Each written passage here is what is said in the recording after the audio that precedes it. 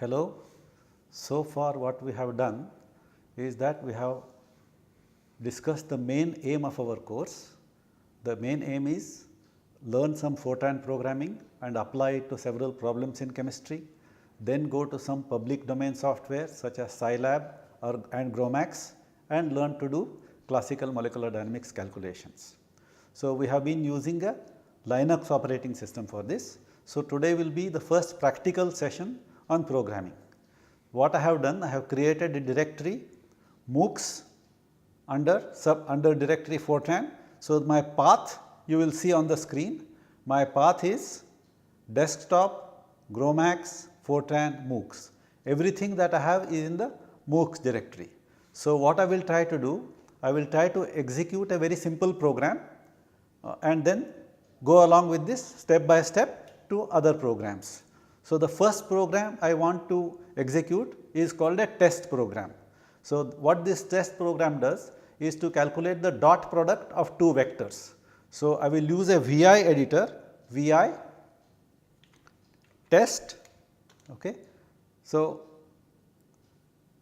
there is nothing here because I typed VI text, actually it was VI test. So, I come out.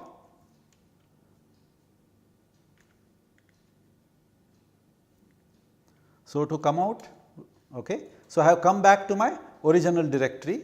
So, instead of test I had typed text. So, let me type VI, see my command VI test. Okay. So, it shows my program. So, look at the program very carefully. Okay. The first line is a comment card. So, the first line says this program calculates the dot product of two vectors. So, this is a simple program to calculate dot product of two vectors. So, when I want to calculate the dot product of two vectors, first I have to input those vectors. So, I will call it vector A and vector B, and the components are Ax, Ay, Az for vector A and Bx, By, Bz for vector B. So, my first line would be write star comma star bracket complete, first quotation mark input Ax, Ay, Az. Now, remember, instead of input I have made it input. So, what I will do with the cursor, I go back to that I. So, the command to replace I by U is type R. In Linux, if you type R and type U, that I has become U. So, to replace a character, press R and type U in that place. Now, suppose you want to insert a line. So, now there are two modes when you do VI, one is called the edit mode. In the edit mode you can use the cursor to go anywhere and change things, and one is called a input mode. To have an input mode, let me go to this. So, since I have done up to the first line, I go to the end of this first line and then type I here on my screen. When I type I, it allows me to insert. So, in the insert mode, I was at the location of the colon. I go to the right and let me say www, I am typing some things at random. Now, I know that some unnecessary things have been typed, I want to delete it. So, to delete I type escape, then I start deleting. X means delete, X, delete, delete, delete, delete. So, I am in the edit mode. In the edit mode I can move and change things. In the insert mode I want to insert things. To insert type I, okay, then move to the right, type anything you want. To delete whatever I have written, go to escape. Now, I am in the edit mode, just type, okay, X, it will delete all these things. Okay.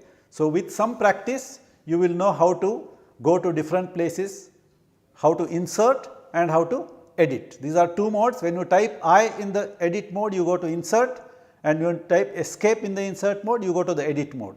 So, by practice you will get this. So, coming back to my program, my first line is, it says write star comma star. As we said, star comma star means write on the screen. In quotation mark it says input Ax, Ay, Az. What this line does for me is it writes on the screen that statement input Ax, Ay, Az. So, go to the next line. Next line says read star comma star Ax, Ay, Az. So, once you see on the screen input something and the next line is read, so it says read AX, AY, AZ. Through this particular statement, you will read from the screen the values of AX, AY, AZ, 3 numbers. So, the next line is write input BX, BY, BZ. After you input AX, AY, AZ, you will see on the screen input BX, BY, BZ. So, it prompts you to type the values of BX, BY, Z. The next line is read star comma star BX, BY, BZ. This will read these 3 values from the screen. So, once you have read the 6 values, that is the 3 component of vector A, 3 component of vector B, your next task is to take the dot product. See the next line. The next line says dot product equal to AX into BX plus AY into BY plus AZ into BZ. So, it takes the sum of AX into BX, AY into BY and AZ into EZ. So, now that is your dot product. So, the next line you want to write the dot product on the screen. So, you see that there is a small error here in the right. So, it is instead of write into bracket, it says write star comma star. So, I will replace one star by bracket. So, that is again R and I type the left parenthesis. So, now this my program is right. So, I want to come out of this. To come out of this program, I type shift colon. So, when I type shift colon, that colon appears at the bottom. So, that is a place where you can put your command. So, I have entered my program and again remember the first line is a comment card. First line is a comment card. So, I come to this cursor shift colon, I type W or X, X means exit after saving. So, what it has done? It has changed the program the way we changed it and it is ready. Now, I want to compile it. So, to compile, what was our command? Gfortran, Gfortran. The program name was test. So, I will give TEST. I have said Gfortran test and I enter. Now, it says all kinds of error it has given. So, this was my command Gfortran test. Now, it says user bin test file format not recognized, treating as linker script, all kinds of things, syntax error, it exited. So, now what was the problem? As far as I was concerned, the program was completely correct. So, the problem was the program that we wrote did not have an extension of .f. Remember, whenever you want to execute the Fortran command Gfortran, the file should be in the .f format. So, I purposely wrote it as a test and tried to compile because I know that it will not work. So, in the future whenever you use Gfortran, the file that you use should be test.f. So, I have already created that test.f. Let me edit that vi test.f. So, it is the same program that we wrote earlier except the name is test.f. See the last line here, it says the program is test.f. 9 lines, 282 characters. Look at the top 1, 2, 3, 4, 5, 6, 7, 8, 9. There are 9 lines. So, in this case it is not just test, but test.f. Now, I will come out. How do I come out of it? Shift colon, I will type X, I come out. So, now let me do a ls. ls command in Linux is list of directories. So, these are all my programs. So, since it is very cluttered, I will type ls minus L. So, ls minus L gives me a longer list. So, these are all my programs. See, from top to bottom, these are my programs. You will see that there is a test and there is a test.f. Actually, test is the same as test.f, but since in Fortran I need test.f, I have made a copy of test into test.f. Now, I am ready to execute. So, let me execute. What is the command? Gfortran test.f. When I do that, let us see what happens. So, this time it gave no error, it has executed. So, how do I know it has executed? Let me do ls minus L. You will see at the top it has created this file called a.out. This a.out is an executable file. So, in Linux there are different types of files. There are normal program files, executable files. in all the executable files, look at these first 9 lines. Okay. The first 9 lines in the list tell you about the nature of the file. Okay. Read, write, execute, read, write, execute, read, write, execute. So, these are 3 situations. Okay. The last X says that it is an execute, and in Linux there are different kind of permissions you give. One is the user, then there are other users and so on. So, this read, write X, read, write X, read, write X differ to the present user, other users and the overall system. Okay. So, we will not worry too much about it. The main reason for showing is that this a.out is an executable file. So, you will see that X remaining at the last line out of these 9 things. Okay. So, now I will execute the program. To execute the program, /a.out. Okay. So, what does it ask me? Input AX, AY, AZ. I had changed input to input in the test file, but not in the test.f. But that does not matter because it is a syntax error. Our job is to type AX, AY, AZ on the screen. I will type 3 numbers, 1 point, space, 2 point, space, 3 point. So, these are my data. The vector has 3 components, 1, 2, 3, enter.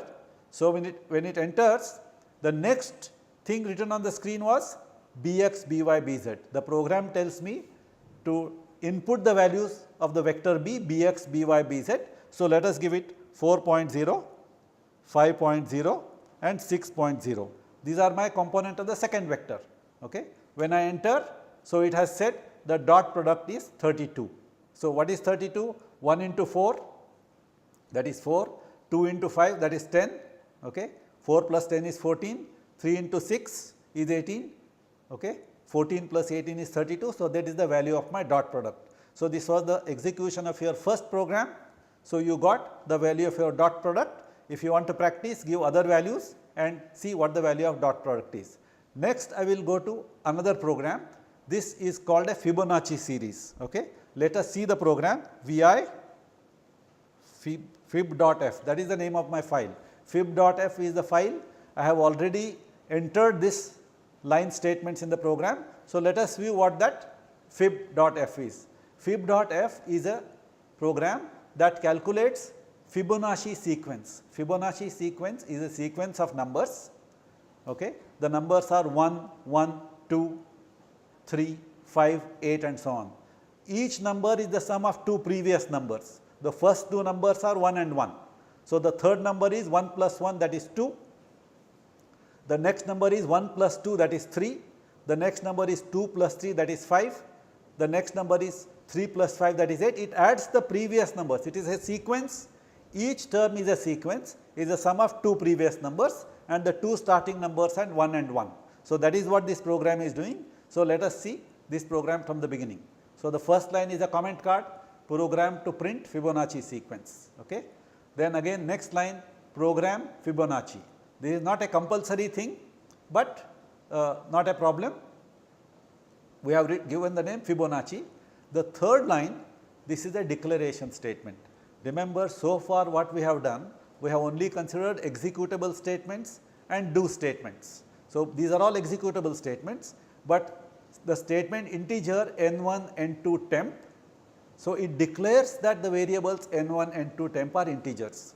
So, the beginning of a program always has a set of all the declaration statements. So, this declares that these are all integers. N1, N2 there is no need, but temp you have to declare because we said earlier that all variables that begin with I, j, k, l, m, n are by default integers. So, if I want to make temp as integer, I have declared it as an integer. So, declaration statement overrides the default things in the Fortran.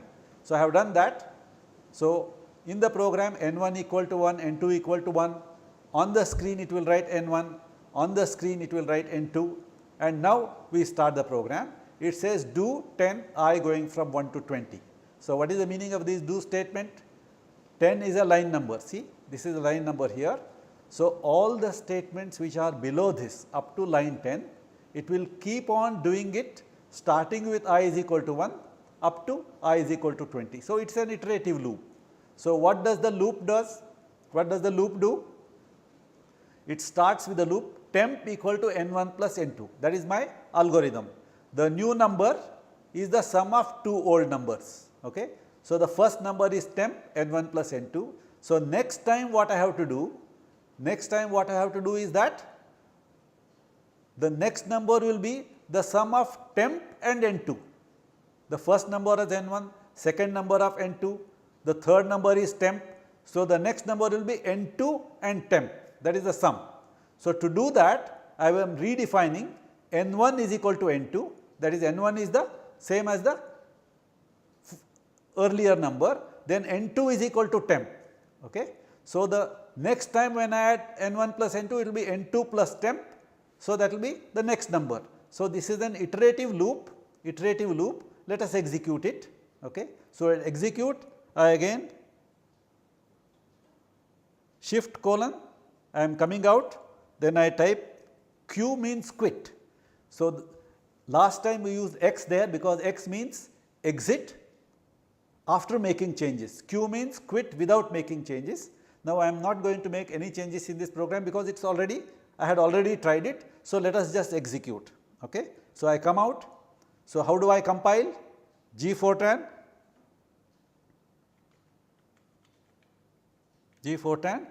the name of the program was fib.f, fib.f. Okay. So, it has already done the compilation. So, let us do ls again, ls minus l. So, you see that in this list there is an a.out again. Earlier when we compiled the test.f program, we had an a.out. When I compile the fib.f program, again there is an a.out. So, the present a.out is overwritten on the old a.out. So, remember that a.out is always the executable file of the last thing that you have compiled. So, if you want to save the old a.out, you can save it with another name. We will do that. So, right now I will execute this Fibonacci sequence. What is the command for execution? Just ./a.out. Okay. So, you will see this is my result. See what is the Fibonacci sequence? First number is 1, second number is 1, third number is the sum of the first two numbers. So, that is 2. The next number is the sum of 2 and 1, that is 3. The next number is the sum of 3 and 2, that is 5. The next number is the sum of 5 and 3, that is 8. Then 5 plus 8, 13. 13 plus 8, 21. 21 plus 13, 34. So, it is adding the previous two numbers to give you the next number. So, this is called a recursion relation. What is a recursion relation? Recursion relation gives you a relation between the new number and all the old numbers. The next option would be, suppose instead of a Fibonacci series, I want a sum of the previous three numbers. So, instead of 1 plus 1 equal to 2, suppose my new series is 1 plus 1 plus 2, that is 4. So, that is my new series now. Okay. So, 1 plus 1 plus 2 is 4, the next number will be 1 plus 2 plus 4, that is 7. So, you can have a series where you add the previous three numbers and not the previous two numbers. I will leave it as an exercise. One of our exercises today would be, you take a series which is one step beyond the Fibonacci series. That is, in this recursion relation, you use the sum of three previous numbers. So, take the present program and modify it to include the three previous numbers and do it as an assignment, and your teaching associate will correct it for you. If you have any problems, you can get into touch with us. So far we have done two programs. Before we conclude today, I will do one more program, third program, that is calculation of an exponential of a variable x. Remember, on your calculator you have this x of x. Okay. So, how do you calculate this exponential of x? So, that is called a Taylor series. So, the series is exponential of x is equal to 1 plus x square by 2 factorial plus x cube by 3 factorial plus x to the 4th by 4 factorial, all are added. It is the sum of x to the n by n factorial, n going from 0 to infinity. It is a infinite series. So, what we will write in the program, we will calculate this exponential function. Then your question will be, how will I calculate this infinite set of numbers? It is not possible, but fortunately once x is very large, x to the power n by n factorial becomes a very, very small number. This n factorial increases very, very rapidly. to make sure that you know why n factorial increases. On your calculator, try to calculate the factorial of, let us say, 100 or factorial of 1000. The calculator will not be able to calculate because the number is too big to be calculated. So, therefore, this exponential function is a convergent function. So, my program will calculate that for you. Let us edit that function. So, let us see where is the location. So, that that program is called expx.f. So, that calculates you exponential of the function. So, to go to that program, I say vi expx.f. So, this is my program. This is my program to calculate the exponential of a function. Let us slowly go through every step in this program. Okay. First line is a comment card. Okay. No issue, program calculates exponential series. So, this series is for a exponential function. Second line, program exponential series, again the same thing, it is not a executable statement. Third one is the one which will start the execution, write star comma star, input the value of x. Remember, one of the most crucial element of the program is input value. So, I input the value of x, it reads x from the screen, sum equal to 0, term equal to 0, denominator equal to 1, number of term equal to 1. So, this is my first term, okay. Denominator is also 1. Okay. So, up to line number 10, these are all statements where I am initializing these values. Okay. So, then the next one, see, remember I have initiated this sum equal to 0. Whenever you do calculation, always initialize your starting values. Sum is equal to 0. So, after this line 10, sum is equal to sum plus term. Term was 1. So, I will add to this sum the value of term. So, now the sum is equal to 1. So, now I want to calculate the next terms. What do I do? Denominator is equal to denominator plus 1. Okay. Earlier my denominator was 1. So, next time denominator will be 2. Term is equal to term into x by denominator. Okay. So, already the denominator is 2. So, what I have done, term was 1. The next term will be the value of the old term multiplied by x by denominator. Okay. So, it will be x square by 2, and 2 is the same as 2 factorial. So, the next term will be x square by 2, and the number of terms have increased by 1. So, I will n term is equal to n term plus 1. So, I have increased the number of terms by 1. Okay. Then next is the most important line. If the value of term which I have calculated, okay, is greater than 10 minus 10, go to 10. That means, when I calculate a new term, if the term value of the term is large, okay, then I go back to my statement 10. If it is not large, then I write the value of n term, sum, Fortran exponential function, okay, and conclude. But before I conclude, the Fortran also has its own library of functions. So, in the Fortran, xpex is already calculating that exponential of the function. So, I calculate this xpex or fn is a result from the Fortran compiler. What we have done, our sum, whichever sum I have calculated, is our own program. So, we want to compare our calculation of sum and calculation by the Fortran program. Okay. So, the last line, write n term sum fn. So, coming back to this statement, if the term is greater than 10 minus 10, it will go here, calculate. What will be the third term now? Second term is already x square by 2 factorial. The third term will be x square by 2 factorial into x by denominator, which is 3 now. So, it will be x cubed by 3 factorial. The next term will be x fourth by 4 factorial. So, what we have done, again this is a recursion relation, the new value in terms of old value into some product. So, again you are calculating the terms in a recursive fashion and adding, and then we will execute. So, what I will do, I will execute. So, to come out of this, escape colon x, I come out. Now, I will compile it, G Fortran, okay, xx expx.f. I will compile this, okay, to execute again ./a.out. Okay. So, now I have to input the value of x. What I will do, I will give just 1 as a value. So, most of us know that x e to the 1 is around 2.7. Okay. So, when I enter, so you will see is that you have 39 terms. Okay. The computer value has given the correct term, whereas our program has given 1.7182. So, which means although the program executed properly, when I added 39 terms, I did not get 2.78, but I got 1.7. So, what we will do? We will go back and check why we did not get exactly the value that we are supposed to get, and we will continue with this in the next class. Okay.